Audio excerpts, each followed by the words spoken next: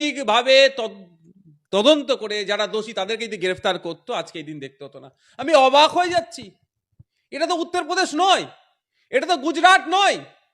সে শওকাত মোল্লা, যে যারা ফিরাদ হাকিমরা বারবার বলে এ মাটিকে উত্তরপ্রদেশ হতে দেব না, এ মাটিকে গুজরাট হতে দেব না, সেই বাংলার মাটিতে দাঁড়িয়ে কিভাবে বৈধ কাগজপত্র থাকার পরেও গরু ব্যবসায়ীগুলোর উপর আক্রমণ চালালো।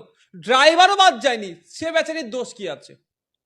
সে তার পেশা গাড়ি চালানো, তার জন্য রোজে একটা 300 টাকা 500 টাকা 700 টাকা হয়তো খুব বেশি পায়, তাকেও মারধর করা হয়েছে এবং তার গলায় দড়ি ফেলে তাকে ফাঁসি দিয়ে দেওয়ার চেষ্টা করেছিল। প্রাণে মানে ভাগ্যক্রমে ওরা প্রাণে বেঁচেছে, এখনো পর্যন্ত গ্রেফতার হলো না কেন? প্রশ্ন এটাই। যারা সংখ্যালঘু সমাজে নিয়ে চিন্তিত তারা বারবার সোচ্চার হয়, আজকে তারা মুখ খুলছে না কেন? এটা যদি উত্তরপ্রদেশ হতো, মধ্যপ্রদেশ হতো, গুজরাট হতো, এতক্ষণ মনে আমাদের রাস্তায় মিছিল নেমে যেত পশ্চিমবাংলাতে যে ওখানকার সংখ্যালঘুদের মুসলমানদের উপর অত্যাচার হচ্ছে কেন। আর আমাদের পশ্চিমবাংলাতে সংখ্যালঘু মুসলমানদের দিনের পর দিন অত্যাচার হচ্ছে, কখনো রাষ্ট্রীয় মদতে অত্যাচার হচ্ছে, তো কখনো এই ধরনের কিছু সংবিধান বিরোধী সমাজ বিরোধীদের দ্বারাই মুসলমানরা আক্রান্ত হচ্ছে।